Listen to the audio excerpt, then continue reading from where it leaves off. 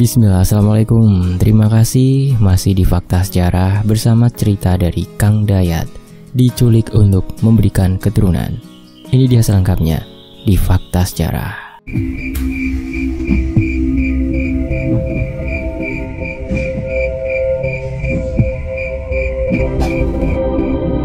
Vin, besok kita cari burung yuk ke hutan, ajak Edi ke Arifin. Hutan daerah mana, Di? Soalnya sekarang ini sudah susah. Di mana-mana sudah jadi perkebunan kelapa sawit. Jawab Edi ke Arifin, menanyakan ke hutan mana rencana tujuannya.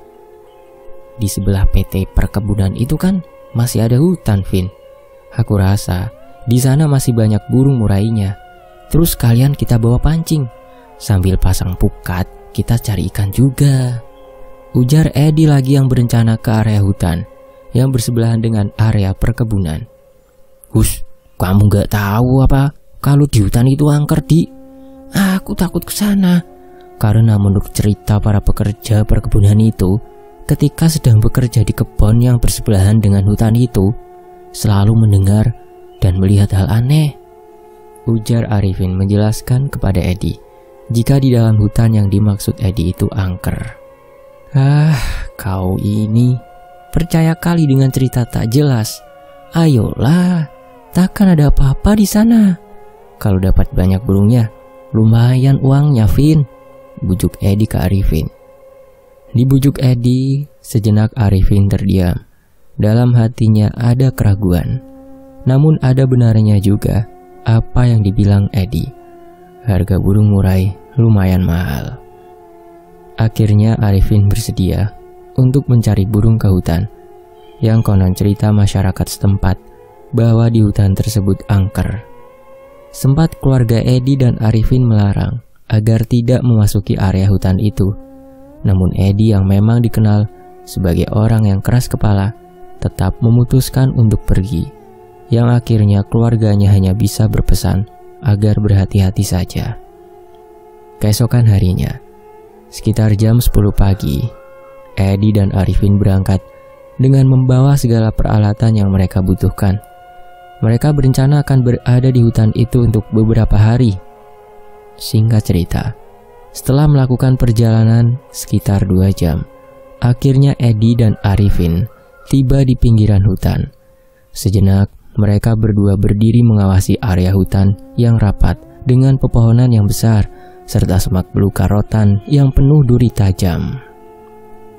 Vin, sepertinya hutan ini belum terjamah manusia ya, karena tidak ada celah bekas orang masuk, ujar Edi ke Arifin setelah beberapa saat ia memperhatikan area hutan di hadapannya. Iya, Di, terus gimana nih? Jawab Arifin seakan ia ragu akan meneruskan masuk ke dalam hutan. Ya, kita buat jalan sendiri, Vin. Kok bingung? Ucap Edi santai, seraya mengeluarkan golok panjang dari warangka yang digantung di pinggangnya. Lalu, Edi mulai menebas semak belukar di hadapannya untuk membuat jalan masuk ke dalam hutan.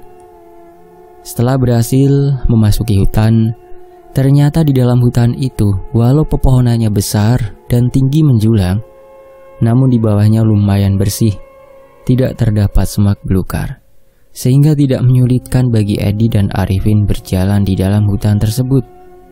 Mereka berdua terus berjalan memasuki hutan di antara pepohonan yang rapat, hingga Edi menghentikan langkah dan berkata, Vin, sepertinya kita sudah lumayan jauh masuk hutan. Kita coba saja di sini dulu, ucap Edi ke Arifin. Mendengar Edi memutuskan untuk berhenti dan memulai mencari burung di sana, sejenak Arifin terdiam. Ia mengarahkan pandangan ke segala arah. Lalu ia menganggukkan kepala dan berkata, boleh juga, Di. Sekalian kita buat tenda saja di sini. Kebetulan ada sungai kecil dan ada sendang kecil itu, jawab Arifin sembari menunjuk ke sebuah sendang. Sebenarnya yang ia tunjuk bukanlah sendang, melainkan sebuah lubang berbentuk kolam kecil yang dikarenakan sebatang kayu besar tumbang hingga ke akarnya. Dengan demikian, bekas akarnya itu membentuk seperti kolam kecil berisikan air yang jernih. Oke, sip, mantap, Vin. Jadi kita nggak perlu jauh-jauh mengambil air, ucap Edi dengan senang. Lalu Edi dan Arifin mulai mendirikan tenda darurat untuk tempat tinggal sementara. Bahkan sekalian membuat tempat tidur yang terbuat dari jaring kuat yang dipasang di atas antara batang pohon. Ciri khas tempat tidur di area hutan untuk menghindari segala kemungkinan dari serangan binatang buas ketika sedang tidur. Tak terasa, hari itu mulai beranjak senja. Suasana terlihat gelap, apalagi berada di dalam hutan rimba yang belum terjamah oleh manusia sebelumnya. Vin, sudah jam 5 sore nih. Semua peralatan kita gantung di pohon dan cepat kita buat api unggun. Aku nyalakan lampu lentera, ucap Edi ke Arifin, sembari ia mengeluarkan 2 lampu lentera kecil dari dalam tas rangselnya. Setelah semua selesai, sejenak mereka istirahat di bawah pohon, di mana di atasnya terdapat 2 jaring tempat tidur mereka yang berjarak sekitar 5 meter dari tanah. Sembari duduk istirahat, mereka mengobrol. Coba kalau kita dulu sekolah yang benar, mungkin sekarang kita tidak harus seperti ini untuk cari uang, Di, ujar Arifin ke Edi, menyesali sesuatu yang telah berlalu. Sudahlah Vin, tak usah kamu sesali. Mungkin seperti ini jalan hidup kita, jawab Edi santai. Oh ya Vin, badanku gerah nih. Aku mau mandi dulu lah, ujar Edi seraya ia bangkit dari duduknya dan melangkah menuju sendang kecil yang kira-kira 5 meter saja dari api unggun mereka. Oh iyalah, aku malas mandi Di, besok pagi saja, jawab Arifin, dan ia langsung memanjat pohon di mana tempat ia akan tidur. Sementara Edi langsung mandi. Debyur. Edi mandi sambil bersiul, sementara Arifin sudah bergelayut di tempatnya. Tanpa sengaja ia melirik ke arah di mana Edi tengah mandi. Arifin terkejut dan menegur Edi. Didi, pakai celana pendekmu. Di hutan tak boleh mandi telanjang dan sambil bersiul. Demikian Arifin berkata menegur Edi. Alah mitos, mang kenapa? Paling-paling hantu perempuannya bakal nafsu lihat punya aku. Jawab Edi ke Arifin, yang bukan menuruti peringatan itu. Justru Edi sengaja menghadap ke Arifin sambil menggerakkan bagian pinggulnya, sehingga terlihat jelas jari tunggal besarnya bergerak ke kiri dan ke kanan seiring dengan gerakan pinggulnya. Melihat tingkah aneh Edi dan tak mengindahkannya, Arifin melengos dan memalingkan muka ke arah lain. Ia merasa risih dengan tingkah temannya yang tengil itu. Di saat ia memalingkan muka dan pandangannya ke arah lain itulah, tiba-tiba saja ia berasa tubuhnya tersengat aliran listrik, serta kedua matanya terbelalak ketika tatapan matanya tertuju pada satu titik. Ya, samar di keremangan. Arifin melihat ada sesuatu yang ia yakini itu seorang manusia tengah duduk di sebatang kayu yang tumbang, menghadap ke arah Edi yang tengah mandi. Walau tetap sadar, namun Arifin seakan tubuhnya terkunci. Tubuh terasa kaku dengan kedua mata terus menatap sosok itu. Perlahan tapi pasti, sosok itu menggerakkan kepalanya dan berpaling, serta menatap ke arah Arifin yang tergantung di pohon. Astagfirullah, jantung Arifin bagai berhenti berdetak di saat melihat raut wajah sosok itu. Samar dari bias sinar api unggun, ia melihat bagaimana bentuk raut wajah sosok itu. Mungkin seorang perempuan, karena rambutnya panjang acak-acakan, dengan kulit wajah penuh kerutan, serta kedua mata yang entah berwarna apa, karena terlihat gelap dan hitam saja. Sosok itu menyeringai, bahkan lebih tepatnya membuka mulut dengan lebat, memamerkan sederet gigi yang hitam dan jarang berspasi. Sungguh membuatnya sangat ketakutan. Namun tak ada yang dapat ia lakukan selain membaca doa di dalam hati. Di saat itulah tiba-tiba saja, Vin, yakin kamu tak mandi?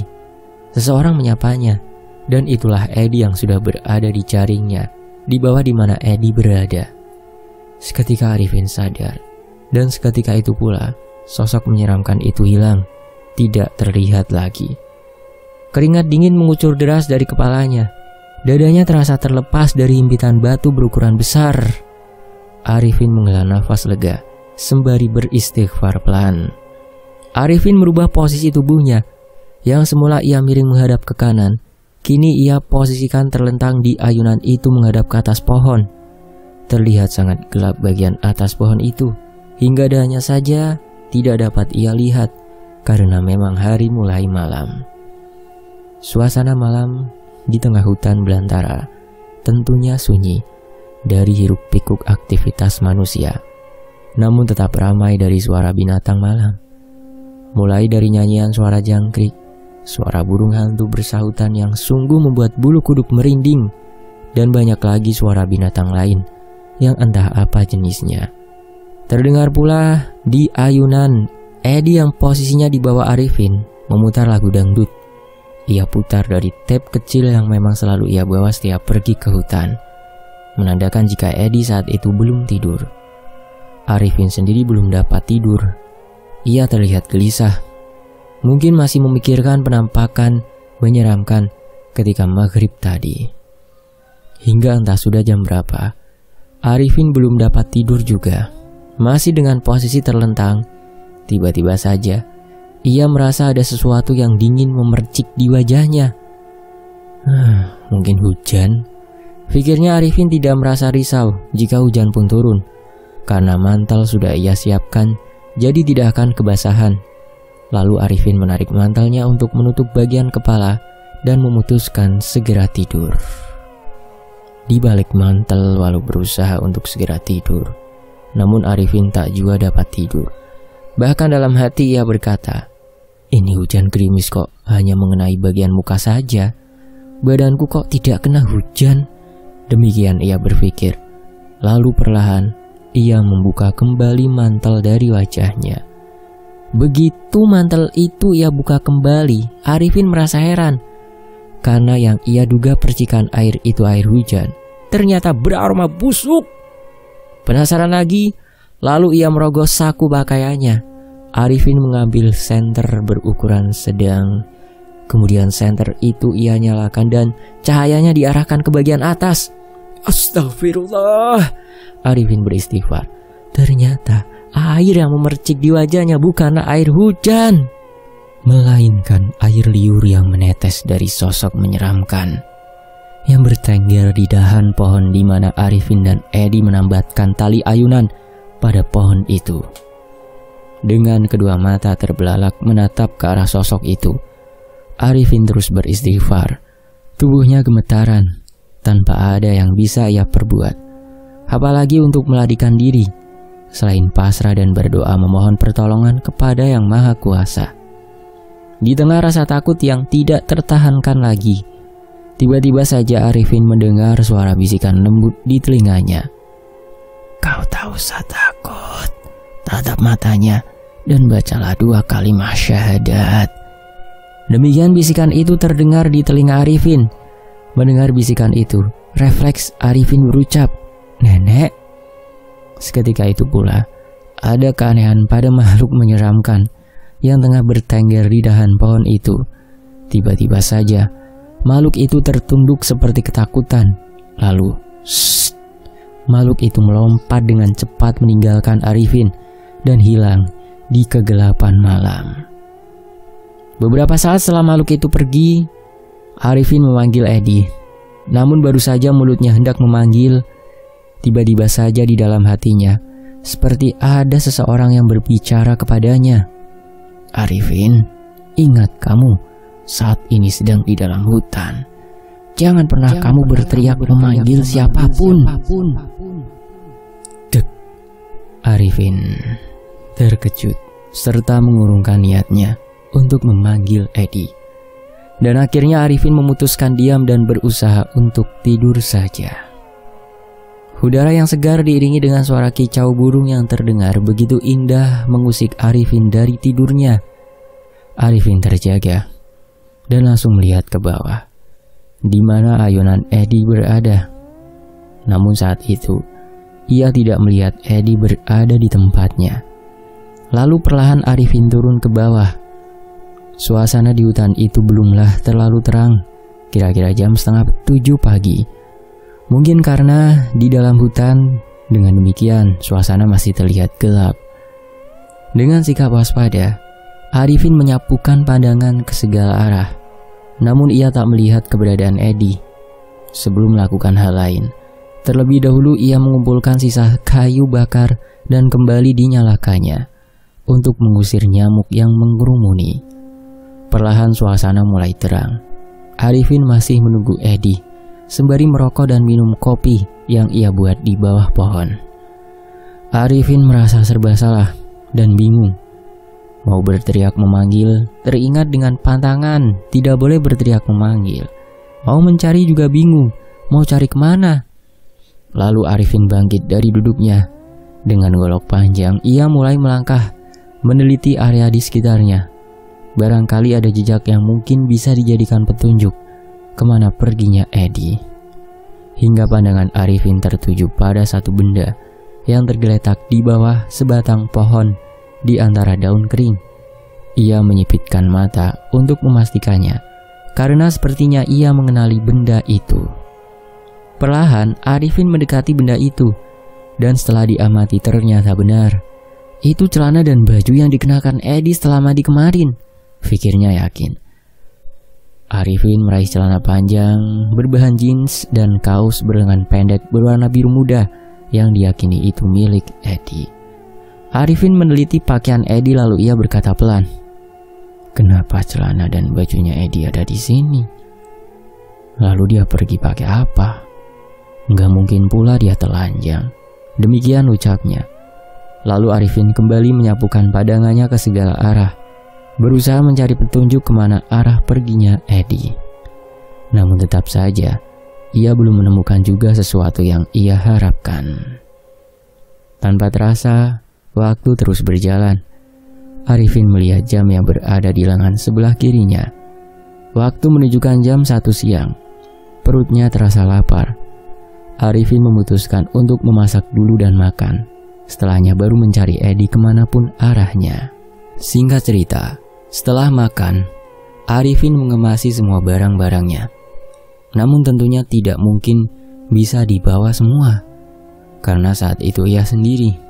Tidak seperti waktu datang ke hutan itu. Mereka membawa barang-barangnya berdua. Arifin membawa barang-barangnya dan barang-barang Edi dikemas dan digantungkan pada dahan pohon. Dengan membaca bismillah, Arifin mulai berjalan dan dia memutuskan untuk masuk lebih dalam lagi ke hutan. Berada sendiri di dalam hutan belantara tentunya bukan hal yang mudah dan nyaman.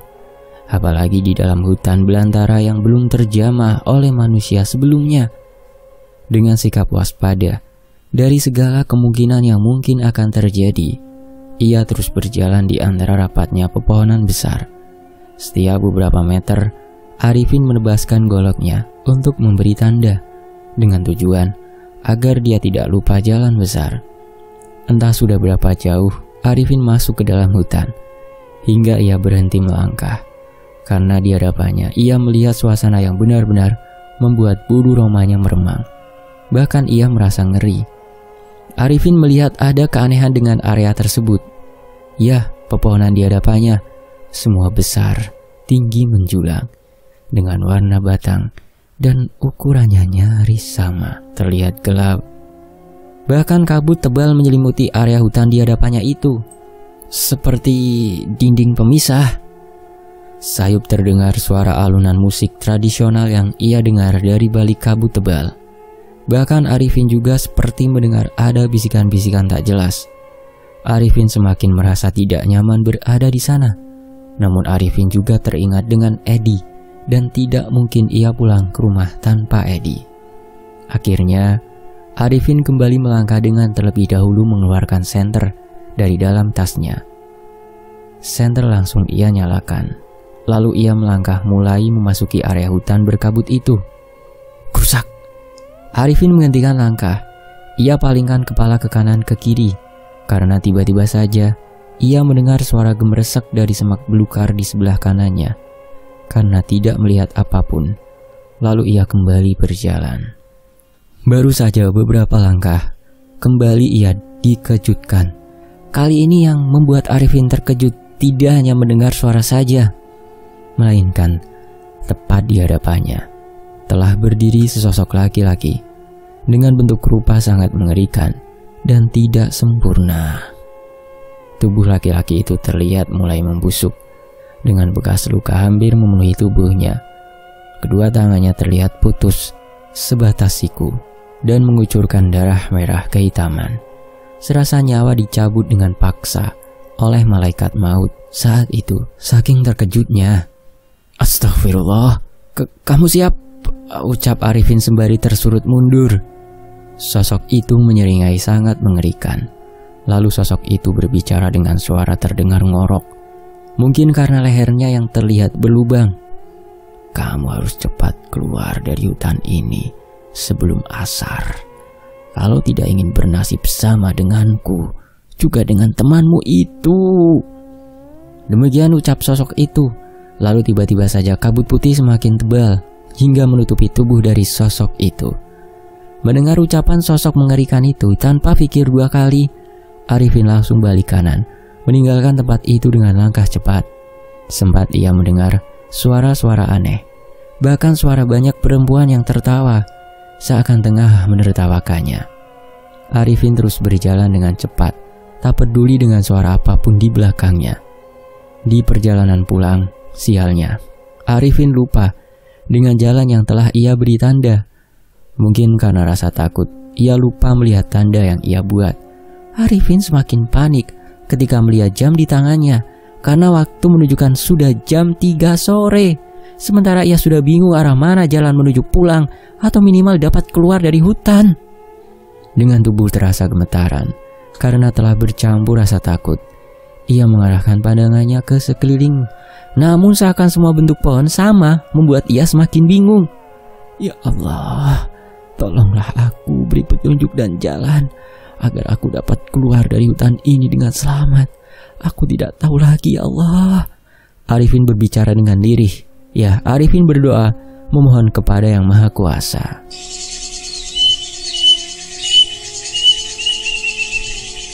Tiba-tiba saja terdengar suara burung kedasi yang begitu tajam di telinganya.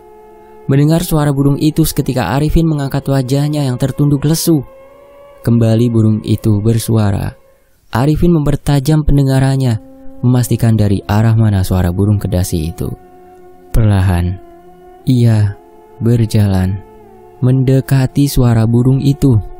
Semakin lama, semakin cepat Arifin mendekati suara burung itu hingga "Subhanallah, walhamdulillah, wala ilaha illallah, wallahu akbar." Setengah berteriak mengucapkan asma Allah, Arifin berlari, lalu berhenti dan bersujud sembari menangis. Ya, saat itu Arifin telah keluar dari dalam hutan angker dan berada di area perkebunan sawit dengan selamat tepat jam 4 sore. Arifin sangat bersyukur karena telah berhasil keluar dari dalam hutan angker yang sangat mengerikan. Sejenak Arifin istirahat dan minum air. Setelah sedikit tenang dan bertenaga, Arifin mulai melangkah untuk pulang ke desanya. Walau saat itu ia tidak tahu kemana arahnya, karena memang sebelumnya ia belum pernah bekerja di area perkebunan itu. Walau perkebunannya bersebelahan dengan desanya, namun setidaknya ia berusaha menjauhi area hutan angker itu, karena sesekali masih terdengar suara-suara yang membuat bulu roma tak henti meremang dari arah hutan tersebut. Singkat cerita, Arifin terus berjalan hingga ia melihat ada kepulan debu dari jauh di belakangnya, menandakan jika ada kendaraan akan melintas di jalan yang tengah ia lalui. Ciri khas jalanan tanah atau jalan yang tidak beraspal. Melihat itu tentunya Arifin sangat senang. Benar saja, tak lama kemudian terlihat mobil truk yang biasa mengangkut para pekerja harian di kebun itu menuju ke desanya. Arifin menumpang mobil truk itu dan akhirnya menjelang maghrib Arifin tiba di desanya. Begitu tiba di desa, Arifin tidak langsung pulang ke rumah, melainkan ia langsung menuju ke rumahnya orang tua Edi, yang kebetulan di desa itu sebagai kepala desa, untuk memberitahukan jika Edi hilang di dalam hutan. Setibanya di rumah orang tuanya Edi, Arifin langsung memberitahukan kepada bapaknya Edi apa yang telah terjadi. Mendengar berita tersebut, tentunya orang tua dan keluarganya Edi sangat terkejut, terutama istrinya Edi yang kebetulan saat itu tengah berada di rumah itu. Seketika menangis, khawatir telah terjadi hal buruk terhadap suaminya. Dalam waktu singkat, di desa itu gempar dengan berita hilangnya Edi di hutan angker itu. Kepala desa yang sekaligus ayah kandung Edi mengumpulkan warga untuk pergi mencari Edi saat itu juga, walau hari sudah mulai maghrib. Setelah berkumpul, beberapa orang pria warganya, kepala desa itu memberikan sedikit arahan kepada warga yang akan ikut mencari Edi. Apa yang akan dilakukan dan apa yang menjadi larangan ketika berada di dalam hutan. Tentunya harus waspada dan saling menjaga, karena mereka tahu tentang keangkeran di hutan tersebut.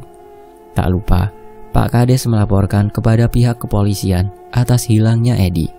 Malam itu, warga bersama beberapa orang petugas kepolisian berangkat masuk ke dalam hutan untuk mencari Edi. Dengan segala persenjataan dan penerangan seperti obor dan senter, warga berangkat ke hutan. Arifin turut serta mencari Edi, karena Arifin sebagai penunjuk arah di mana saat Edi hilang. Walau sebenarnya saat itu Arifin sangatlah lelah. Kira-kira 2 jam lebih, warga dan anggota kepolisian tiba di mana sebelumnya Edi dan Arifin ngecamp. Di tempat itu, masih terlihat beberapa barang Edi dan juga barangnya Arifin.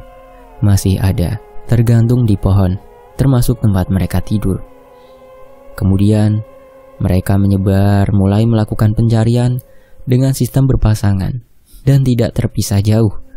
Menyisir area hutan itu masuk lebih dalam lagi, sembari terus menabuh bebunyian tanpa ada seorang pun yang berusaha memanggil Edi. Arifin yang berada di barisan depan terus berjalan bersama warga hingga terakhir ia mencari Edi.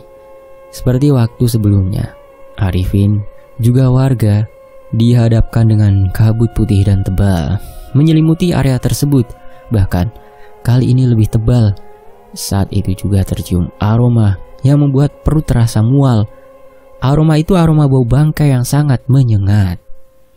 Kira-kira 50 meter dari area berkabut, salah satu anggota polisi memberi isyarat kepada kepala desa dan warga agar menghentikan langkah. "Kenapa berhenti, Pak?" tanya kepala desa itu ke anggota polisi, merasa heran kenapa harus berhenti. "Begini, Pak, kita semua dapat melihat di hadapan kita situasinya berbeda dengan tempat kita saat ini. Saya khawatir jika kita masih meneruskan mencari Edi malam ini dan melewati kabut itu, akan terjadi hal buruk kepada kita. Pendapat saya akan lebih baik dan mudah kita meneruskan pencariannya besok pagi saja," ujar polisi itu menjawab pertanyaan Pak Kades. Mendengar saran dari anggota polisi, sejenak Pak Kades terdiam dan raut wajahnya terlihat kurang setuju dengan saran anggota polisi. Lalu ia berkata, "Kalau Bapak dan warga lainnya tidak mau melanjutkan karena takut, tak apa, Bapak-bapak bisa pulang ke desa lagi. Biar saya sendiri saja yang melanjutkan pencariannya." Demikian ucapnya ketus. Ya, orang tua mana yang tidak sedih dan khawatir akan anaknya yang hilang tanpa tahu arah kemana di dalam area hutan. Apalagi semua orang tahu jika hutan itu hutan angker yang dihuni banyak makhluk halusnya serta binatang buas tentunya. "Begini, Pak, saya paham apa yang Bapak rasakan saat ini, tapi kita tidak boleh gegabah. Jangan sampai justru kita akan celaka," sambung polisi itu lagi. "Iya, Pak, kalau Bapak mengerti, coba Bapak bayangkan bagaimana nasib anak saya yang sendiri di hutan ini," ucap kepala desa sengit dan terdengar bergetar, menandakan ia tengah dilanda kesedihan dan khawatir yang begitu dalam. Mendengar jawaban Pak Kades, anggota polisi terdiam. Namun tiba-tiba saja, "Benar, Pak Cik, yang disebut Pak Polisi, kita tidak bisa menembus pagar gaib mereka." Terdengar seseorang menimpali obrolan antara Pak Kades dengan anggota polisi. Dialah Arifin. "Pak Cik, mohon maaf. Aku lihat di balik kabut tebal itu berbaris makhluk-makhluk ganas bersiap menyerang. jika kita memaksa memasuki kawasan mereka. Aku lihat saat ini Edi juga berada di sana bersama mereka. Kita yang ada di sini tidak akan mampu menghadapinya. Sebaiknya kita pulang dan kita mencari orang yang mungkin bisa menolong Edi. Demikian ucapan Arifin dengan pasti memberi saran. Arifin memang orang yang sensitif dengan hal demikian. Jika saat ini biasa disebut dengan orang indigo. Selain itu juga Arifin selalu didampingi oleh khodam yang biasa ia sebut nenek. Mendengar ucapan Arifin, tentu saja mereka semua yang ada di tempat itu bergidik ngeri. Jadi Edi diculik makhluk halus? Begitu ya, Vin? Tanya Pak Kades kepada Arifin. Iya Pak Cik, jadi harus orang pintar yang bisa mengatasi ini. Kalau kita paksakan, maka kita semua akan celaka, jawab Arifin lagi.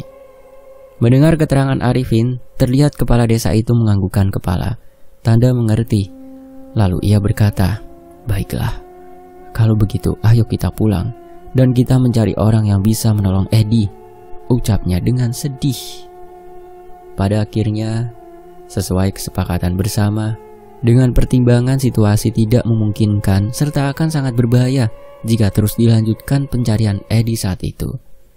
Keesokan paginya, kembali bapaknya Edi berangkat masuk ke dalam hutan bersama beberapa warga. Bapaknya Edi juga membawa seorang warganya yang dikenal memiliki kemampuan supranatural. Namun hingga sore hari, mereka kembali ke desa, tidak membuahkan hasil. Demikian setiap hari kepala desa itu terus bolak-balik masuk ke dalam hutan dengan berganti-ganti dukun atau orang pintar yang ia bawa. Namun sama dengan hari-hari sebelumnya, belum membuahkan hasil. Orang tua Edi tidak langsung menyerah. Ia terus berusaha mencari informasi dan mencari di mana ada orang pintar yang benar-benar mampu menemukan anaknya yang hilang di dalam hutan itu. Bahkan diketahui jika anaknya itu diculik oleh makhluk halus. Tak terasa, 2 bulan sudah Edi hilang. Berbagai cara dan upaya orang tuanya beserta warga yang dibantu pihak kepolisian mencarinya, walau tanda putus asa sudah terlihat di wajah kepala desa itu. Namun demikian, dengan sisa keyakinan pada diri dan keluarganya, ia terus mencari orang yang bisa membantunya. Hari Jumat, pukul 11.45 waktu Indonesia Barat. Kepala desa itu dengan perasaan hampa pergi ke masjid untuk melaksanakan sholat fardu Jumat. Hingga rangkaian sholat Jumat selesai, kepala desa itu tidak langsung pulang. Sejenak, ia duduk di masjid itu bersama beberapa pengurus masjid. Pak Kades, kira-kira sudah ada titik terang dengan putra bapak itu? Tiba-tiba saja Pak Kades dikejutkan dari lamunannya oleh salah seorang pengurus masjid yang sedang menghitung uang infak. Itulah Pak, saya sudah bingung, tapi saya yakin anak saya masih hidup, jawabnya lirih. Terlihat dari raut wajahnya begitu sedih. Maklumlah, Edi anak laki-laki semata wayangnya. Mendengar jawaban Pak Kades, sejenak pengurus masjid itu terdiam.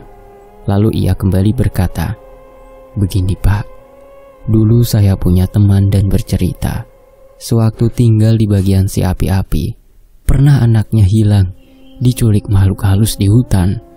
Kemudian teman saya itu meminta bantuan kepada seorang ustadz. Alhamdulillah, ustadz itu menjemput anaknya bersama 2 orang lainnya dari hutan itu dengan selamat. Demikian tuturnya panjang lebar. Mendengar cerita dari pengurus masjid itu, tentu saja membuat Pak Kades itu kembali semangat dan ia bertanya, lalu Pak Ustadz itu di mana sekarang Pak? Tanyanya dengan penuh harap. Yang saya dengar, katanya Ustadz itu sudah pindah ke daerah yang tak jauh dari desa kita ini Pak. Namanya Ustadz Asep Pak. Beliau orang Sunda. Maksud saya kenapa kita tidak coba cari Ustadz Asep itu dan meminta bantuan beliau? Tutup cerita pengurus masjid itu memberi saran. Ayolah Pak, bila perlu sekarang kita berangkat Pak, ajak Pak Kades dengan semangat hingga tanpa ia sadari dari kedua sudut matanya menetes bening air matanya. Begitu besar harapannya untuk segera menemukan anaknya, baik dalam keadaan hidup maupun tidak selamat. Sore yang tenang dan nyaman di sebuah pedesaan transmigrasi dengan rumah yang berjarak sekitar 50 meter. Mayoritas perumahan trans pada masa itu memang terbuat dari kayu karena umur desa itu belumlah lama. Pada waktu sore, banyak warga menghabiskan waktunya beristirahat di rumah, atau sebagian warga bekerja ringan di halaman rumah yang lumayan luas. Demikian pula dengan salah satu rumah yang berada di RT 4 RW 2 nomor 92. Sore itu, mereka menghabiskan waktu dengan membersihkan kebun di halaman rumahnya yang terlihat ditanami jagung yang tak lama lagi akan panen. Di tengah asyik bekerja, terlihat ada dua orang pria menggunakan sepeda motor memasuki halaman rumah itu. Dua pria itu turun dari sepeda motornya dan mengucapkan salam. "Assalamualaikum." "Waalaikumsalam," jawab pemilik rumah. "Mi, coba tanya cari siapa mereka," perintah pemilik rumah itu ke istrinya. Lalu ia kembali melanjutkan kerjanya yang hampir selesai. Lalu istrinya menghampiri dua orang pria yang mungkin tamunya. "Mencari siapa ya, Pak?"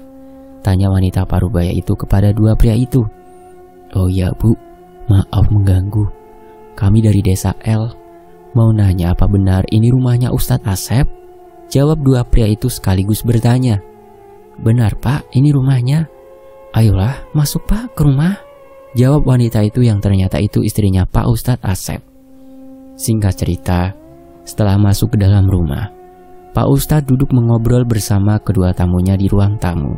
Setelah berkenalan dan sedikit berbasa-basi, yang ternyata dua tamu itu adalah Pak Kades atau bapaknya Edi bersama pengurus masjid, menyampaikan maksud dan tujuannya mereka datang.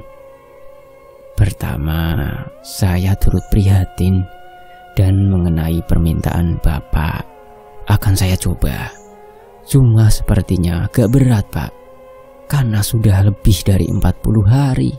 Walau anak Bapak saat ini masih hidup," ucap Pak Ustadz ke Pak Kades.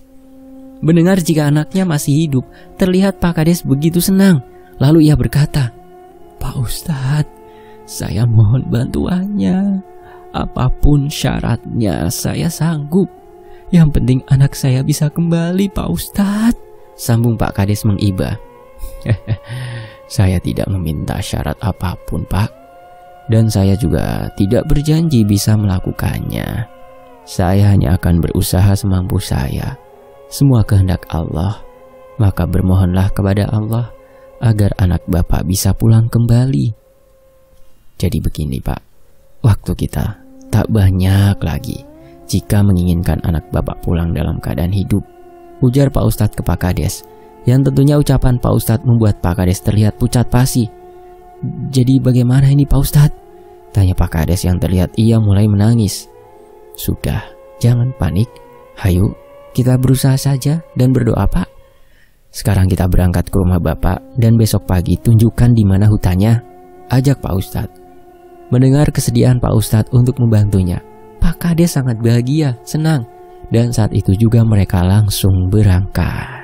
Jam 18:15, Pak Ustadz tiba di kediaman Pak Kades atau rumah orang tuanya Edi. Dan Pak Ustadz langsung melaksanakan sholat fardu maghrib. Setelah melaksanakan sholat fardu maghrib, Pak Ustadz bersama keluarga Pak Kades makan malam bersama. Dilanjutkan dengan mengobrol. Malam itu juga, Arifin hadir di rumah Pak Kades, memberikan keterangan yang ia alami sebelum hilangnya Edi. Mulai ketika Edi mandi dengan tanpa pakaian, serta berulang kali Edi berucap konyol, hingga Arifin didatangi oleh makhluk menyeramkan. Mendengar penuturan Arifin, Pak Ustadz menyimak dengan seksama. Di saat Pak Ustadz bersama beberapa warga, termasuk Pak Kades di ruang keluarga, tiba-tiba saja terdengar kegaduhan dari arah dapur. Sontak membuat seisi rumah itu terkejut dan penasaran. Lalu Pak Kades beranjak melangkah menuju ke dapur. Di dapur, Bu Kades dan Rika tengah menjerit ketakutan. Bagaimana tidak? Bagaimana tidak ketakutan? Di tengah Bu Kades dan Rika mencuci piring, tiba-tiba saja muncul seekor babi hutan berukuran besar dan hitam di pintu belakang yang memang belum ditutup. Melihat di dapur ada babi hutan, Pak Kades masuk ke dalam kamar dengan berlari melintas di ruang keluarga, di mana saat itu Pak Ustadz tengah duduk. "Ada apa Pak di belakang?" tanya Ustadz ke Pak Kades. Sejenak Pak Kades menghentikan langkah dan menjawab, "Di dapur ada babi besar Pak Ustadz. Ini saya mau ambil senapan. Mau saya tembak," jawab Pak Kades. Lalu ia masuk ke dalam kamar dan tak lama berselang ia keluar dengan senapan di tangannya. "Pak Kades, jangan ditembak atau diganggu.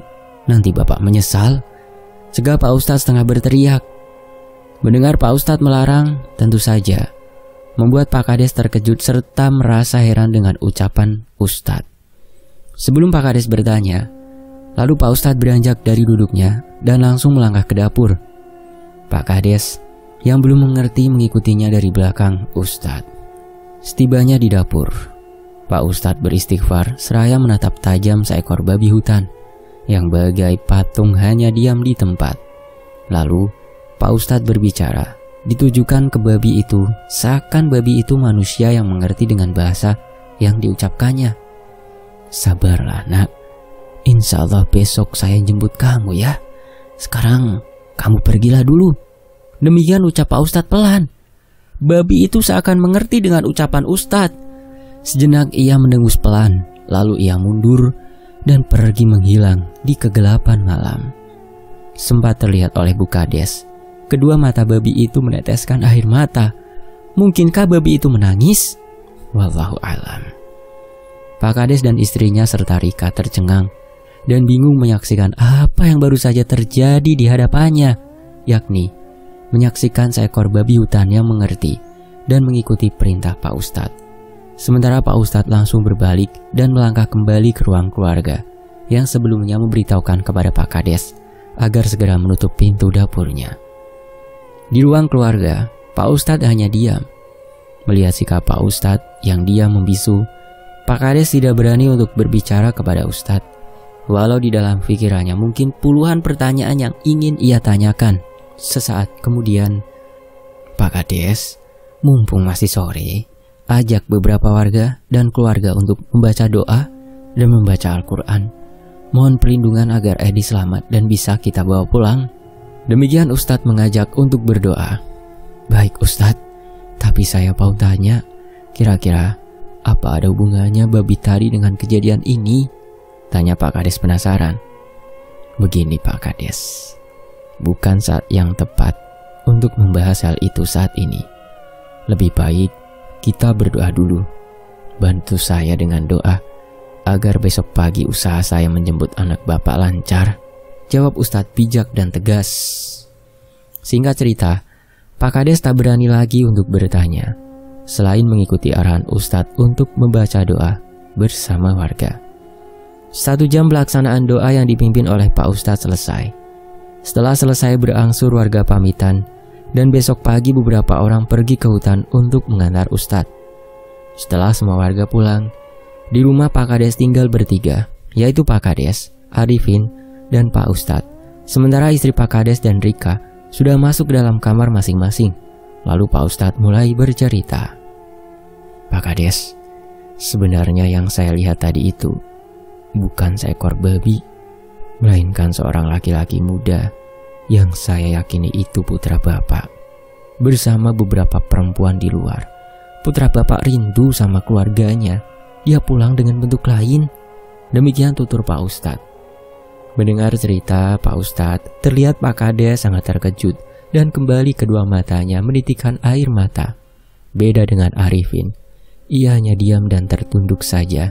Karena memang Arifin juga bisa melihat atau merasakan hal sama dengan Pak Ustadz, yakni dapat melihat atau merasakan hal-hal yang tidak nyata.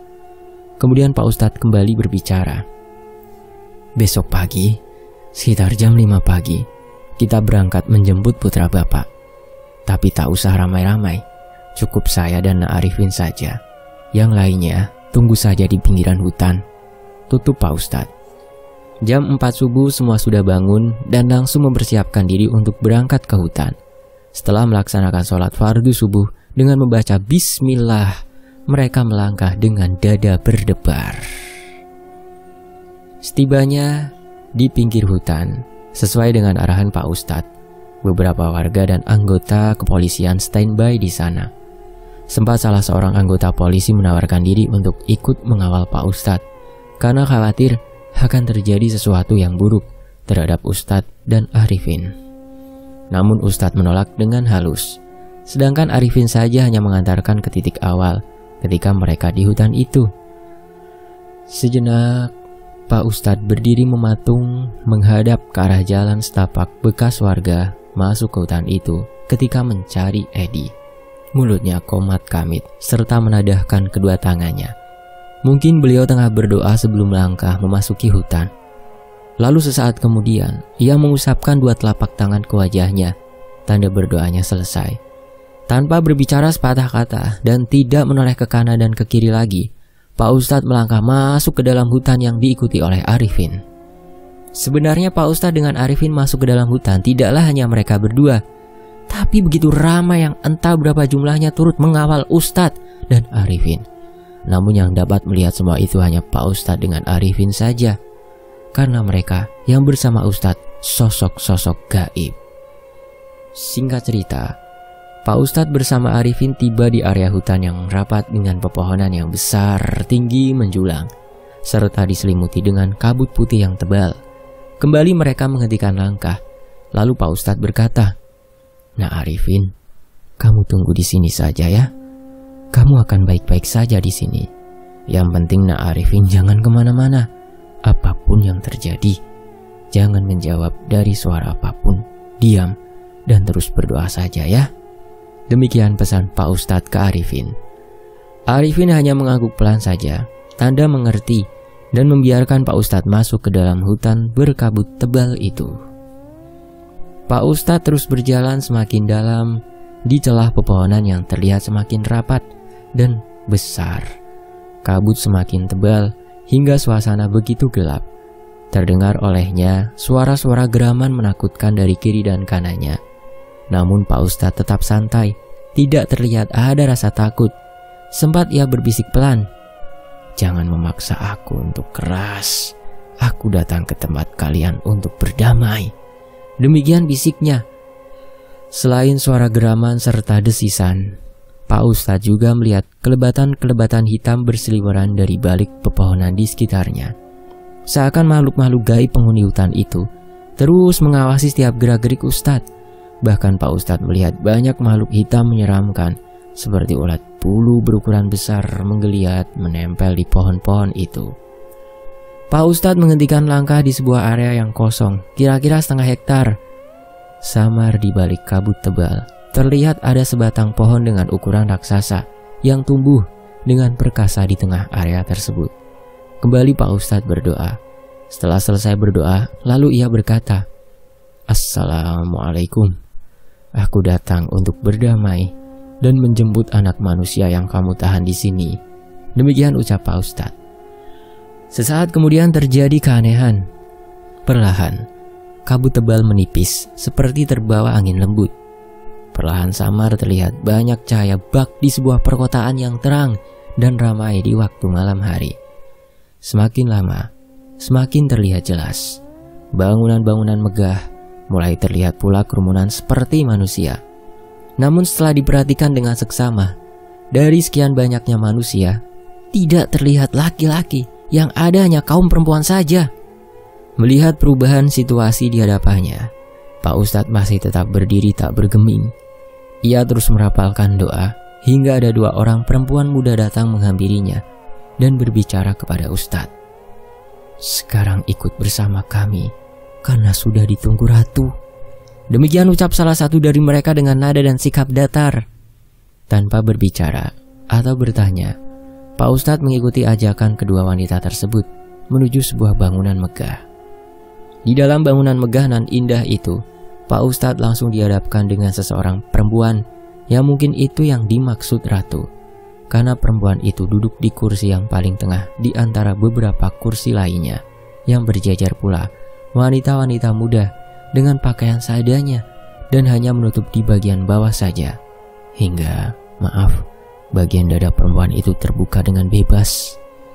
Di sisi sebelah kanan barisan perempuan yang terlihat tengah hamil, serta di sisi sebelah kiri barisan perempuan yang tengah duduk menyusui bayi-bayinya. Sama seperti ketika di luar bangunan banyak orang, namun semua perempuan. "Ada apa kamu datang ke tempat kami?" tanya sang ratu dengan nada ditekan kepada Ustadz. Mendapat pertanyaan dari sang ratu, Pak Ustadz tidak langsung menjawab, hingga kembali sang ratu mengulangi pertanyaannya. "Aku datang kemari, hendak menjemput anak dari bangsaku yang kamu ambil," jawab Ustadz tak kalah tegas. Mendengar jawaban Ustadz, sang ratu langsung tertawa datar. Lalu ia berkata, "Untuk apa kamu repot-repot menjemput anak manusia yang tidak beretika, yang tidak menghargai alam di sekitarnya?" ucap sang ratu dengan ketus. "Ya, aku tahu dia salah. Makanya aku datang kemari sekalian untuk meminta maaf kepadamu. Jadi aku mohon izinkan aku membawanya kembali pulang ke dunia kami," ucap Ustadz memohon. "Tidak bisa. Manusia yang sudah aku bawa ke sini tidak ada sejarahnya bisa kembali, apalagi dalam keadaan hidup," jawab sang ratu lagi semakin meninggi nada bicaranya. "Baiklah, jika kamu tidak berkenan menyerahkan anak itu kepadaku, tidak masalah. Tapi ingat, jangan menyesal. Aku tahu kamu mengambil anak manusia bukan karena dia telah melakukan kesalahan saja, tapi memang sengaja kamu menculik para laki-laki dari bangsaku hanya untuk dijadikan pemuas nafsu, serta dimanfaatkan agar kalian mendapatkan keturunan, menambah keturunan bangsamu, dan untuk menghilangkan jejak lalu kalian bunuh. Sungguh licik. Jadi jelas yang lebih bejat adalah kamu, bukan bangsaku," tutup Ustadz dengan tidak kalah keras. Mereka memang kelompok jin yang hanya berjenis kelamin perempuan saja. Mereka tidak mau dalam kelompoknya ada laki-laki. Ada waktu-waktu tertentu bagi mereka untuk mencari laki-laki hanya untuk memberikan keturunan. Dan jika anaknya laki-laki akan mereka bunuh. Demikian juga laki-laki yang telah mereka culik. Mendengar ucapan Ustadz dengan nada ancaman serta membeberkan keburukan mereka, seketika raut wajahnya memerah dan sesaat kemudian berubah menjadi sosok aslinya. Sangat menyeramkan. Sang ratu siluman itu mendengus kasar menunjukkan amarahnya. Melihat sikap dan perubahan sang ratu, Ustadz justru tertawa santai. Lalu ia kembali berkata, "Kamu pikir aku takut, ha? Saat ini aku ada di hadapan kalian, tidak seperti kalian kaum demit hina yang beraninya main culik dan memanfaatkan manusia untuk kesenangan kalian. Ayo serang aku, biar lebih cepat aku kirim kalian ke neraka sebelum waktunya," ancam Ustadz dengan lantang. Sang ratu menggeram hingga lantai bangunan itu terasa bergetar. Namun perlahan tubuhnya kembali seperti semula. Lalu dengan ekspresi ia berkata, "Lalu maumu apa?" tanyanya ke Ustadz. "Aku sudah mengatakan, yang aku mau kembalikan anak itu kepadaku dalam keadaan hidup dan baik," jawab Ustadz tegas. "Baiklah, jika itu keinginanmu, tapi ada syaratnya," ucap sang ratu. "Ingat, aku tidak pernah mau ada syarat apapun. Jelas kau?" potong Ustadz lagi semakin keras. "Kamu keras kepala. Sekarang begini saja, aku akan kembalikan anak itu, tapi dalam keadaan tidak bisa berbicara selamanya. Kalau kamu tidak setuju, juga terserah kamu saja maunya apa," ucap sang ratu. "Kenapa kamu kembalikan anak itu harus dalam keadaan bisu, ha?" tanya Ustadz tak mengerti. Manusia keras kepala. Pertama, akibat dia kencing sembarangan ketika ia mandi di sendang, mengenai anakku dan mengakibatkan mata anakku buta. Maka untuk membayarnya, dia harus bisu atau buta seperti anakku. Yang kedua, aku tidak mau anak itu bercerita ke banyak manusia lain apa yang terjadi di sini. Maka dari itu aku kembalikan dia, tapi tidak bisa berbicara lagi. Kalau kau tidak setuju juga, maka aku tidak takut dengan ancamanmu. Kita hancur bersama. Tapi ingat, umur kami lebih panjang dari bangsamu, ujar sang ratu tak kalah sengit. Mendengar ucapan sang ratu, sejenak Ustadz terdiam. Ia berpikir menerima atau tidak kesepakatan itu. Lalu Ustadz berbicara, "Baiklah, Saat ini aku belum bisa menjawab kesepakatan yang kamu minta. Aku akan berbicara terlebih dahulu dengan orang tuanya. Demikian ucap Ustadz ke Ratu Demit. Baiklah, sampaikan kepada orang tuanya. Tapi ingat, jangan ada perbincangan lagi. Dan jika kalian berusaha untuk mencoba agar anak itu bisa berbicara serta menceritakan apa yang telah terjadi di sini, maka dia akan mati, tegas sang ratu. Sekarang kamu pergilah dari sini, karena waktumu sudah habis. Aku akan berada bersama kalian untuk mengetahui apa keputusan kalian. Sambungnya lagi sekalian menyuruh Ustadz agar pergi. Singkat cerita, Ustadz keluar dari wilayah kekuasaan makhluk halus itu dan menemui Arifin yang masih menunggu di tempat semula. Melihat Pak Ustadz kembali, Arifin terlihat senang dan menghela nafas lega. Bagaimana Ustadz? Mana Edi? Tanya Arifin tak sabar. Nanti kita bicarakan di luar hutan. Sekarang cepat kita keluar sebelum asar, jawab Ustadz singkat. Kira-kira jam 3:30 sore, Ustadz dengan Arifin keluar hutan dan bertemu dengan Pak Kades juga yang lainnya di perbatasan hutan. Tak sabar, Pak Kades dengan berlari ia menghampiri Pak Ustadz dan bertanya, "Bagaimana Ustadz? Mana anak saya?" Demikian tanyanya ke Ustadz.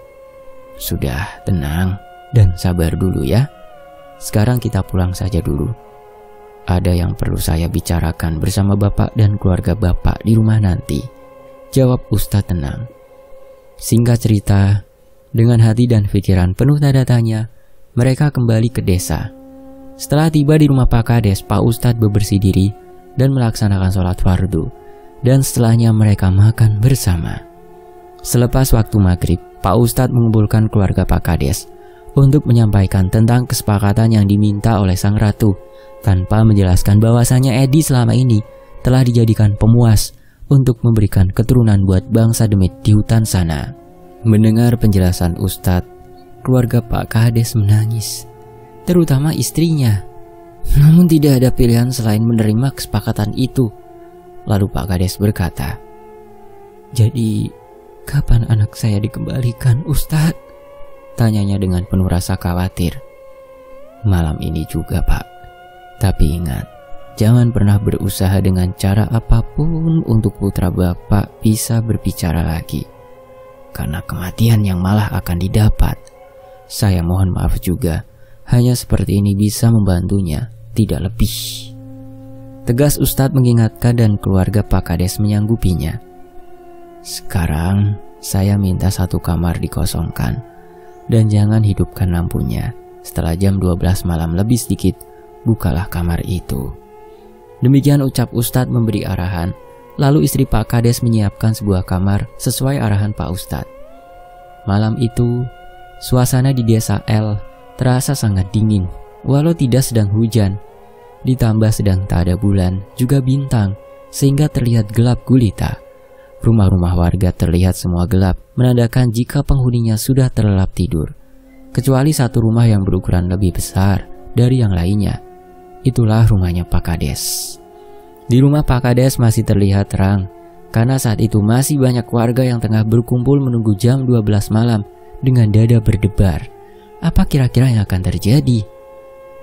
Jam 12 malam lewat 15 menit, tiba-tiba saja rumahnya Pak Kades berguncang bak dilanda gempa berkekuatan besar. Saat kemudian, semua orang yang tengah berada di rumah itu panik. Namun hal itu tidak berlangsung lama. Situasi kembali tenang, menyisakan perasaan tak karuan. Jam 12 malam lewat 30 menit, Pak Ustadz memanggil Pak Kades yang saat itu tengah berada di depan rumah bersama warga lain. "Pak Kades, sekarang buka kamar itu," perintah Pak Ustadz. Terlihat dari wajahnya ada keraguan. Melihat hal itu, Pak Ustadz tersenyum dan berkata, "Sudah, tidak apa-apa, jangan takut, cepat buka," ucap Pak Ustadz meyakinkan Pak Kades. Akhirnya dengan rasa cemas, Pak Kades mengambil senter besar. Lalu perlahan ia melangkah dan membuka pintu kamar tadi. Ceklek! Handle pintu dibuka. Lalu dengan tangan gemetaran serta dada berdebar, Pak Kades mulai membuka pintunya. Senter yang sudah ia nyalakan langsung disorotkan ke dalam kamar yang gelap. Kedua mata Pak Kades menatap ke dalam kamar tanpa berkedip. Seketika ia berteriak setelah dengan jelas ia dapat melihat apa yang ada di dalam kamar saat itu. Pak Kades menangis seraya melangkah masuk ke dalam kamar dengan cepat dan berkata, "Alhamdulillah ya Allah, Edi." Ternyata anaknya Edi yang beberapa bulan hilang kini sudah berada di dalam kamar tengah terbaring di atas kasur dengan kondisi tanpa busana. Dan itulah alasan Pak Ustadz meminta satu kamar untuk dikosongkan, karena Edi dikembalikan dalam keadaan tak berpakaian seperti ketika Edi diculik demit di hutan itu. Mendengar teriakan Pak Kades, tentu saja membuat warga dan anggota polisi yang standby di depan rumah terkejut dan semua berhamburan masuk ke dalam rumah untuk mencari tahu. Alhamdulillah, semua berucap syukur setelah mengetahui jika Edi telah kembali, walau semua tak mengerti bagaimana cara Edi kembali. Malam itu juga Edi dimandikan oleh Pak Ustadz yang sudah pasti dengan air doa, karena Edi terlihat seperti linglung dan membisu. Edi menangis walau tidak sampai mengeluarkan suara, atau memang saat itu Edi sudah tidak dapat berbicara lagi sesuai dengan kesepakatan. Hari terus berganti hari hingga tak terasa 6 bulan sudah Edi kembali pulang bersama keluarganya. Edi sudah kembali normal, walau Edi tidak pernah berbicara, ya, karena pasca diculik oleh makhluk penunggu hutan angker itu. Sebenarnya tidaklah ada permasalahan yang sangat mengganggu dengan tidak dapatnya Edi berbicara. Tapi mungkin karena tidak dari awal Edi bisu, sehingga menjadi rasa penasaran. Bahkan keluarganya merasa sedih. Berulang keluarga Edi mendatangi Pak Ustadz, memohon bantuan agar Edi dapat berbicara lagi. Mereka lupa akan perjanjian dengan makhluk halus yang bermukim di hutan angker itu. Namun sesuai perjanjian itu, Pak Ustadz menegaskan tetap tidak bisa. Beberapa kali mendapat penolakan dari Pak Ustadz, tak membuat keluarga Edi putus asa. Akhirnya mereka memutuskan untuk mencari paranormal lain. Mereka mencari informasi ke berbagai daerah, hingga keluarga Edi mendapat informasi bahwa ada paranormal yang sanggup mengobati Edi agar kembali dapat berbicara. Berita keluarga Pak Kades mendapat paranormal yang katanya mampu mengobati Edi agar dapat berbicara lagi terdengar oleh Pak Ustadz dari pengurus masjid yang tempo lalu datang ke rumah Pak Ustadz bersama Pak Kades. Mendengar berita itu, Pak Ustadz sangat terkejut. Saat itu juga Pak Ustadz berangkat menuju ke rumahnya Pak Kades dengan pengurus masjid di desanya Edi.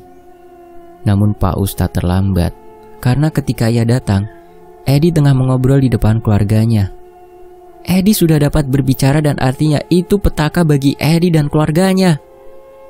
Melihat Edi tengah berbicara panjang lebar, Pak Ustadz terlihat pucat pasi. Karena tanpa sepengetahuan semua yang ada di rumah itu, Pak Ustadz melihat banyak sosok mengerikan tengah berdiri di belakang Edi dengan raut wajah bengis menunjukkan amarahnya. Sementara di dekat Pak Kades duduk seorang pria dengan menggunakan pakaian serba hitam serta ikat kepala kain berwarna putih, tengah duduk dengan sikap jumawa. Pria itu mungkin seorang dukun, demikian pikir Ustadz. Sementara Edi terus berbicara. Lalu dengan pongahnya Edi bercerita panjang lebar saat dia di hutan dan diculik. Gelap dan dinginnya malam di area hutan rimba tentunya menyuguhkan sensasi yang luar biasa. Walau berada di tengah hutan, bagi Edi itu sudah hal biasa, karena bukan kali ini saja ia berada di dalam hutan. Namun kali ini Edi merasakan hal yang beda dan aneh dari biasanya. Bahkan ia merasakan takut. Tapi Edi yang memiliki sifat keras, ia berusaha bersikap cuek. Di ayunannya yang terbuat dari jaring kuat, terikat dan menggantung di antara dua pohon yang berdekatan, ia berusaha untuk segera tidur. Ia selalu memutar lagu di tape kecil kesayangannya, hingga tak lama berselang rasa kantuk mulai merasukinya. Setelah mematikan tape-nya, ia pun tertidur dengan pulas. Entah sudah berapa lama Edi tertidur, Tiba-tiba saja ia terjaga dari tidurnya. Bahkan ia terkejut tiada terkira. Karena begitu tersadar, sudah berada di atas tanah di bawah pohon tempat ia menambatkan ayunan.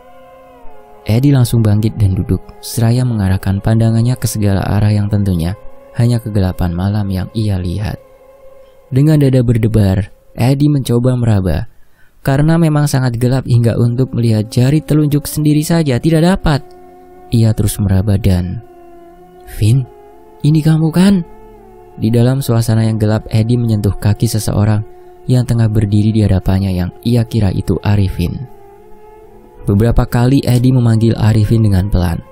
Namun, seseorang yang berada di hadapannya, yang saat itu kakinya sedang ia pegang, tidak menjawab. "Vin, jangan bercanda lah. Kita di mana sekarang, Vin?" ucap Eddie lagi. Karena tak ada jawaban juga, akhirnya Eddie teringat dengan senter serta golok yang memang sudah menjadi hukum wajib ketika berada di dalam hutan, selalu terikat di pinggang. Eddie baru sadar dan ingat jika di pinggangnya ia membawa senter. Lalu ia ambil dari ikatannya di pinggang. Kemudian ia nyalakan serta langsung disorotkan ke arah yang ia duga Arifin tepat berada di hadapannya. Begitu senter dinyalakan serta disorotkan ke arah depan, tubuh Eddie gemetaran dan kaku tidak dapat digerakkan karena akhirnya ia dapat melihat dengan pasti jika seseorang yang berada di hadapannya itu bukanlah Arifin, melainkan sosok menyeramkan. Seorang perempuan dengan tanpa busana.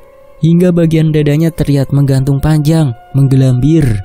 Sebelum akhirnya, ia tak sadarkan diri. Sepintas sempat ia melihat raut wajah dari perempuan di hadapannya. Perempuan menyeramkan itu menyeringai. Lalu tiba-tiba saja bermunculan sosok dengan bentuk yang sama dari kegelapan dan langsung menyergap Eddie.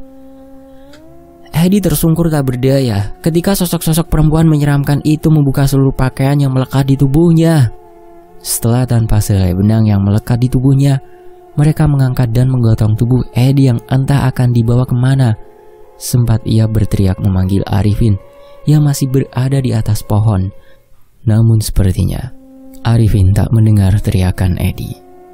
Eddie terus meronta, namun sia-sia karena cengkeraman perempuan-perempuan itu sangat kuat. Tanpa ada yang berbicara, mereka terus berjalan memasuki hutan yang sangat gelap. Yang terdengar oleh Eddie hanya geraman dan desisan menakutkan dari mulut mereka, hingga akhirnya Eddie tak sadarkan diri. Mungkin ia tak sanggup lagi menahan rasa takut yang tengah dia alami. Sayup terdengar suara musik mengalun syahdu, musik tradisional yang entah itu etnis apa. Tercium aroma wangian yang tajam di hidung Eddie. Saat itu Eddie tak berani membuka kedua matanya. Ia mengira jika saat itu tengah tidur dan bermimpi. Namun, pikirannya terbantahkan dengan hal yang dirasakan. Ya, Eddie merasakan ada seseorang yang mengelus lembut tubuhnya. Bahkan terasa ada kecupan-kecupan lembut di bagian tubuh sensitifnya yang membuat jiwa lelakinya sempat terbuai. Penasaran, perlahan Eddie membuka kedua matanya. Seketika kedua mata Eddie terbelalak, namun bukan karena takut, melainkan ia terkejut karena saat itu ia tengah terbaring di sebuah pendopo yang indah beralaskan tilam permadani halus dan empuk dihiasi bunga-bunga segar nan indah. Tepat di atas tubuhnya ada seorang wanita muda dan cantik tanpa busana tengah menciumi tubuhnya yang polos. Rasa terkejut Eddie hanya sesaat saja, karena sesaat kemudian entah kenapa Eddie justru bagai terhipnotis dengan apa yang ia lihat dan ia rasakan saat itu. Dengan penuh semangat dan peringas, ia langsung merangkul wanita cantik dengan tubuh indah itu. Hingga beberapa saat kemudian, tubuhnya mengejang secara bersamaan dengan wanita itu. Ya, Eddie telah mencapai klimaksnya. Lalu ia terkulai lemas dan terbaring di samping tubuh wanita itu. Wanita cantik itu memandang wajah Eddie dengan senyum puas. Lalu tanpa berbicara sepatah kata pun, ia bangkit dan meninggalkan Eddie. Eddie berusaha mencegah agar wanita itu tidak meninggalkannya. Eddie bangun dari baringnya dan saat itu kembali ia tercengang melihat pemandangan di sekitarnya yang begitu indah. Di depan pendopo, di mana saat itu berada, terdapat sebuah gazebo yang besar. Di dalam gazebo itu terdapat beberapa kursi kayu dengan ukiran seperti kursi jati yang mewah. Yang membuat Eddie terkejut bukan kemewahan dari kursi dan lingkungannya yang terlihat indah dan nyaman, melainkan di atas kursi itu tengah duduk wanita-wanita cantik dan muda dengan tubuh indah tanpa busana. Kira-kira ada 10 orang wanita di sana. Di sisi kanan terdapat gazebo lagi. Di sana ada beberapa wanita cantik juga yang terlihat perutnya besar semua. Mungkin mereka kumpulan perempuan hamil. Demikian pula di sisi sebelah kiri terdapat sebuah gazebo. Di sana banyak wanita cantik yang tengah menyusui bayi-bayinya. Ada pula yang tengah mengasuh anak-anaknya. Ada keanehan yang dilihat Eddie, yakni manusia yang ada di tempat itu semua perempuan, termasuk bayi dan anak-anak kecil itu. Lalu pada kemana suami-suami mereka? Karena di tempat itu tidak ada laki-laki lain selain dirinya. Belum sempat Eddie berpikir jauh dan memecahkan apa yang tengah ia rasakan saat itu. Terlihat seorang perempuan dari kumpulan perempuan cantik yang berada di gazebo bagian depan datang menghampirinya dengan membawa baki yang berisikan buah-buahan dan secangkir minuman. Tanpa bicara, wanita cantik itu menyerahkan cangkir itu kepada Eddie untuk diminum. Tanpa menolak, Eddie menerimanya dan langsung meminumnya sampai habis dan menyerahkan kembali cangkir kosong itu kepada wanita tersebut. Dan sesaat kemudian, nafas Eddie terlihat memburu. Bahkan Eddie langsung merangkul perempuan itu dan kembali melakukan hal yang sama seperti dengan wanita sebelumnya. Singkat cerita, Eddie terus melakukan hal demikian dengan semua wanita cantik yang duduk berbaris di gazebo bagian depan, seperti tidak pernah ada lelahnya. Mungkin karena minuman yang memang sengaja diberikan oleh setiap wanita-wanita cantik itu, atau entahlah. Yang jelas saat itu Eddie bagai singa yang mampu melakukan seks dengan banyak perempuan secara bergantian.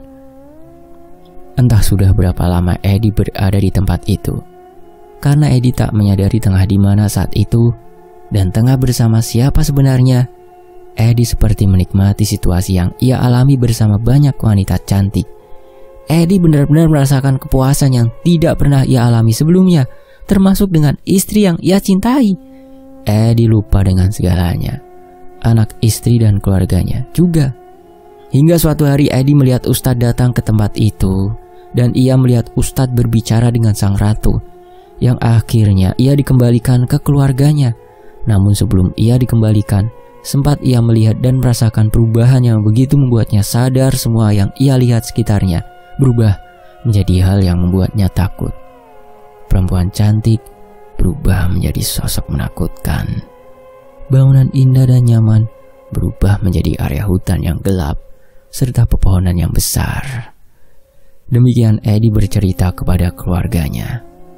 Mendengar cerita Eddie, semua yang tengah berada di rumah itu tak henti bergidik ngeri.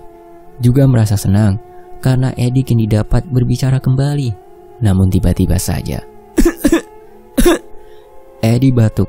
Terlihat raut wajahnya berubah memerah, bahkan membiru. Kembali Eddie batuk dan kali ini ia muntah darah segar menyembur di lantai keramik rumahnya. Seisi rumah yang ada saat itu sangat terkejut melihat Eddie. Karena apa yang dimuntahkan Eddie darah segar bercampur dengan ratusan belatung dan cacing menggeliat di lantai. Yang lebih mengerikan lagi, terlihat ada potongan daging kira-kira lebar 2 jari dengan panjang kira-kira setengah jengkal. Ya, itulah potongan lidah Eddie. Istri Eddie menjerit histeris melihat apa yang terjadi saat itu. Tubuh Eddie menggelepar dengan kedua mata terbelalak. Dari tenggorokannya mengeluarkan suara yang sungguh mengerikan, seperti seekor lembu yang tengah disembelih. Sesaat kemudian, tubuh Eddie terkulai tak bergerak di pangkuan istrinya. Inna lillahi wa inna ilaihi raji'un. Pak Ustadz berucap dengan raut wajah terlihat sedih. Seketika keluarga Eddie memandang ke arah Pak Ustadz dengan derai air mata. Mendapat tatapan dari Pak Kades dan keluarganya, Pak Ustadz hanya menggelengkan kepala pelan seraya berkata, "Yang sabar ya Pak Kades, semua ini mungkin sudah kehendaknya." Demikian ucap Pak Ustadz berusaha menenangkan. Pak Kades hanya tertunduk, bahunya terlihat bergetar, menandakan ia tengah berduka. Namun ia berusaha untuk tegar. Tidak dengan istrinya Edi. Ia terus meratapi kematian suaminya. Lalu di sela tangisnya ia berkata, "Itulah ayah tak mendengar ucapan Pak Ustadz kan begini jadinya. Katanya dukun hebat, tapi mana buktinya? Sekarang suamiku sudah meninggal." Demikian ucap istri Edi, meratapi kepergian Edi serta menyesali atas upaya sang mertua. Singkat cerita, dengan penuh rasa duka, fardu kifayah dilaksanakan dan pemakaman jenazah Edi disegerakannya dipimpin oleh Pak Ustadz sesuai permintaan istri Edi. Terakhir, Pak Kades berbicara kepada Pak Ustadz. "Pak Ustadz, saya mengucapkan banyak terima kasih, sekaligus mohon maaf karena sudah melanggar apa yang telah Ustadz sampaikan kepada kami." Demikian ucapnya penuh penyesalan. "Sudahlah Pak Kades, pertama mungkin sudah takdirnya. Yang kedua, jadikanlah semua ini pelajaran bahwa attitude itu sangat perlu dalam hidup ini. Kita boleh saja hidup semaunya, tapi ya terima segala hal buruknya yang terjadi akibat perbuatan kita sendiri." "Iya Ustadz, saya menyesal atas semua ini. Semoga dengan kejadian ini kami sekeluarga senantiasa dapat menjadi lebih baik dan saling menghargai," sambung Pak Kades. Dan kali ini sembari menangis. Selesai. Demikian akhir dari kisah ini. Dan semoga teman-teman berkenan untuk memberikan atau menghadiahi Al-Fatihah kepada almarhum Edi. Tsumma ila ruhi Edi Al-Fatihah. A'udzubillahi minasyaitonirrajim. Alhamdulillahirabbil alamin. Iyyaka na'budu wa iyyaka nasta'in. Ihdinas siratal ladzina an'amta 'alaihim ghairil maghdubi 'alaihim waladdallin. Allahumma firlahu warhamhu wa'afihi wa'fu anhu. Terima kasih teman-teman. Mohon maaf atas segala kekurangannya.